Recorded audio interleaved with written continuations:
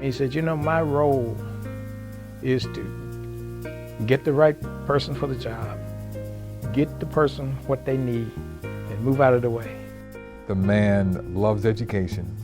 He walks the talk. He's sincere in what he says.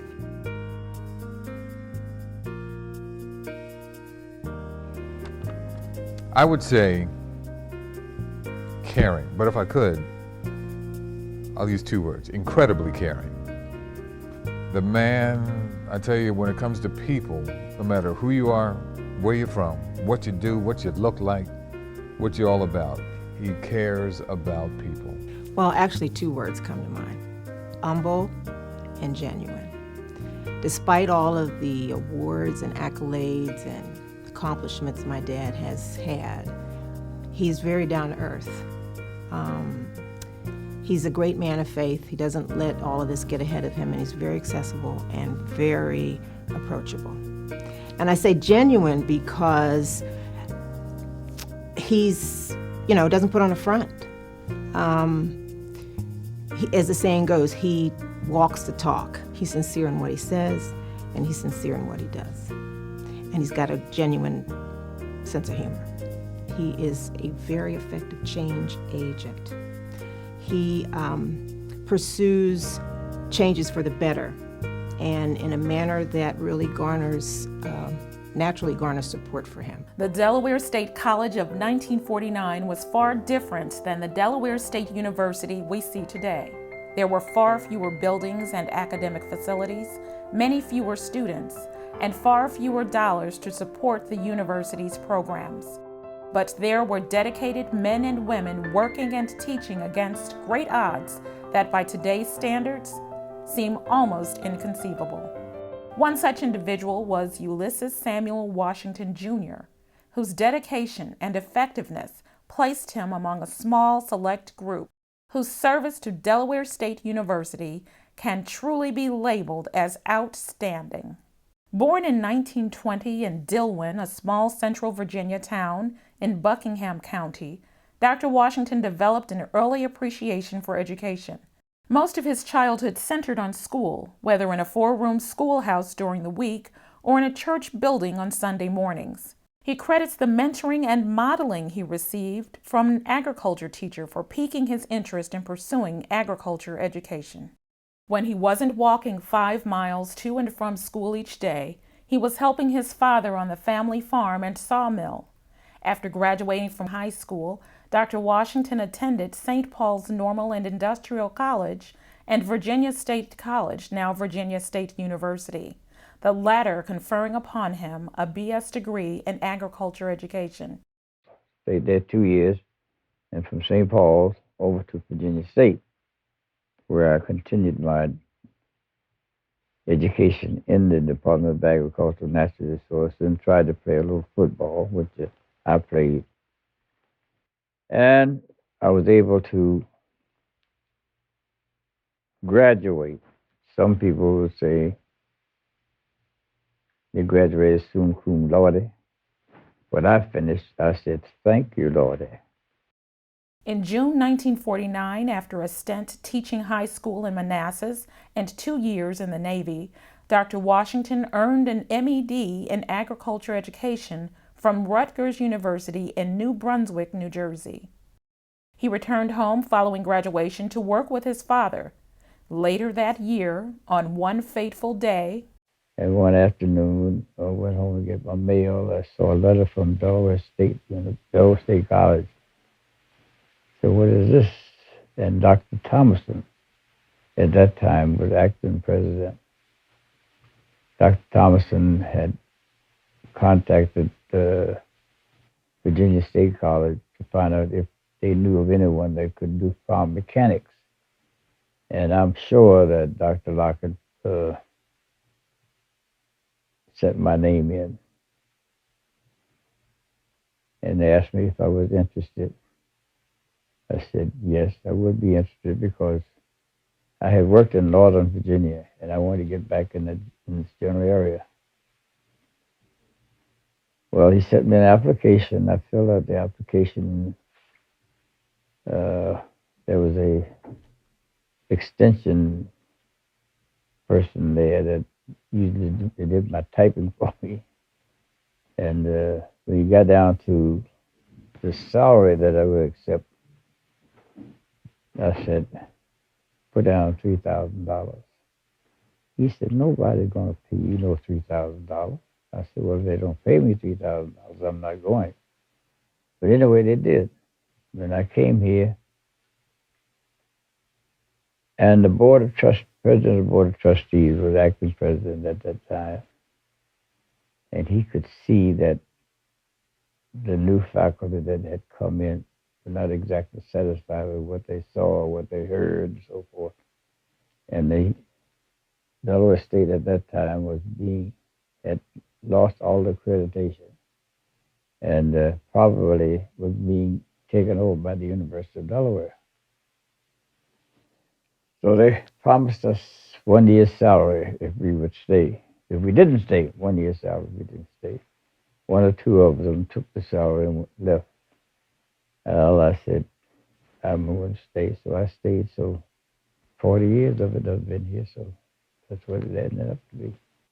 By 1969, Dr. Washington found himself presiding over a departmental budget and faculty body much greater than that which existed for the entire campus 20 years earlier, directing research and extension programs and counseling a student body 10 times larger than that of 1966 when the Center for Agriculture and Natural Resources was built. Few among us watched firsthand the tremendous growth that Delaware State College experienced since 1949. Fewer still have been privileged to participate as leaders and architects of that change.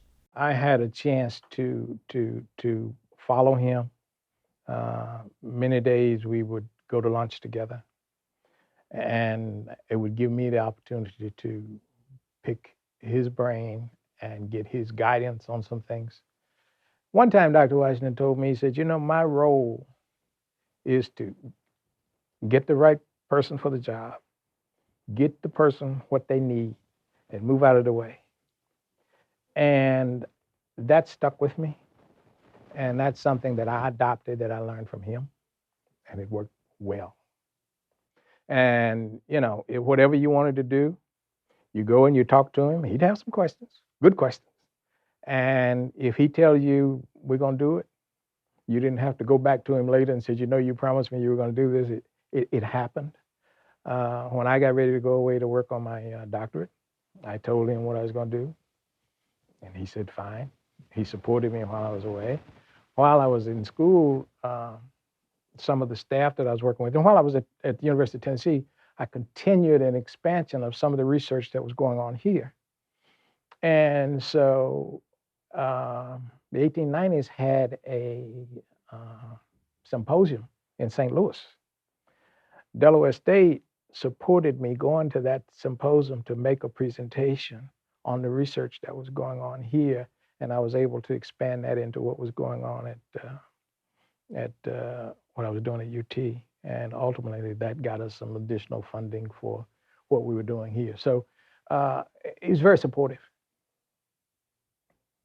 and has been since I retired. I talk to him almost every day, and he doesn't mind telling me what I need to know, and that's good. A true leader, Dr. Washington was ready for the opportunity that came to Delaware State College in 1972, when the federal government decided to include the 1890 land-grant colleges in the funding stream of the United States Department of Agriculture. Previously, funds for 1890 land-grant programs had to pass through 1862 institutions in the respective states. As a past chairman of the Delaware State Department of Agriculture and Resources, as a past research director and extension administrator, as a change agent in the mid-'70s who led a group of 1890 land-grant educators to Washington, D.C. to influence lawmakers to provide more funding for research programs in these institutions. And those actions then prompted Congress to pass the U.S. Washington Junior Financial Anti-Discrimination Act that prohibited the federal government from excluding these land-grant institutions from sustained research funding. as a committed educator who values still the educational growth and the well-being of the students entrusted to him, and so many more facts that I can't mention, our father has had a long and glorious legacy. But I would like the world to know that he was and still is the most endearing, the most loving, the most supportive and fun dad that a daughter and son could ever have. And because of that, the world needs to know I am forever blessed. I love you, Dad. Professional accomplishments, I think, and I think he would agree, would be educating others, providing opportunities for others, such as his work on land grant issues. He's provided a way for especially African American students to get the education they need in a certain field, agriculture, what have you, that they didn't have in the past. And he worked tirelessly, I know, on that, he and a number of people, to make that happen. I remember, I always wondered when I was a kid why he was going back and forth to our nation's capital. What was going on, you know, what you doing, Dad? You know, I got a game tonight, you know, what's going on, you know, that type of thing. But the man loves education, he loves to educate people, and he wants to afford the opportunities that others have for everybody.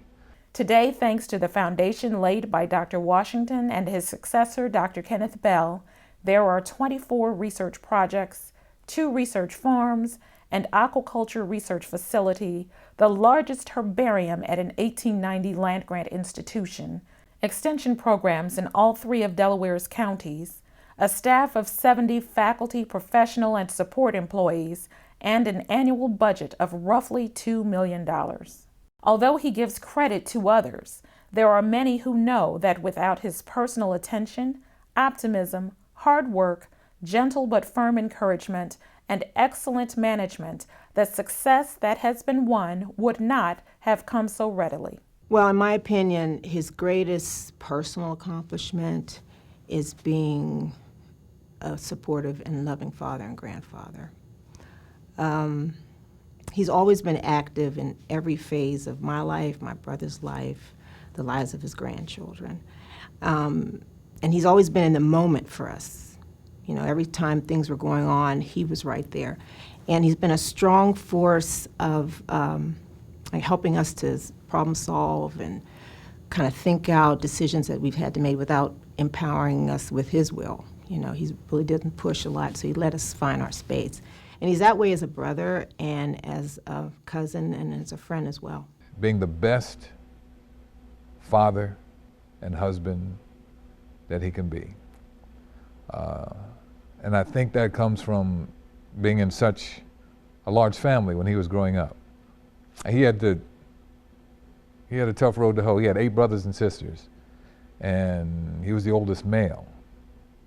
And he did a lot for his family. He had to show the way. And I think that's what he's doing for a lot of people now, just being a great father, showing myself how to handle myself as an adult. He did that. Being a great husband, being there when we needed him the most, my sister and I. That's one thing, he was not an absentee father. As busy as he was, even to this day, as busy as he is, my sister and I have to call him wherever we go. Before this interview, I talked to him 3 or 4 times. I'm late, Dad, I'm on my way, that kind of thing. He probably called over here, I wouldn't be surprised. But the man is, he's just a model for all fathers, all grandfathers, you name it. He just loves people. And I like to carry that around with me as well. I do too, and I wouldn't be in the industry if it wasn't for him. I'm in the people business, and I think I get a lot of it from him. Ulysses Samuel Washington Jr.'s spirit and dedication have shown that he really believes in Delaware State University. His quiet, effective leadership has brought us success beyond expectation. His caring, personal attention has endeared him to 2 generations of students, staff, and faculty. Dr. Ulysses S. Washington Jr. is a Delaware State University icon, a Delaware treasure, and a living legend of the 1890 land-grant university system.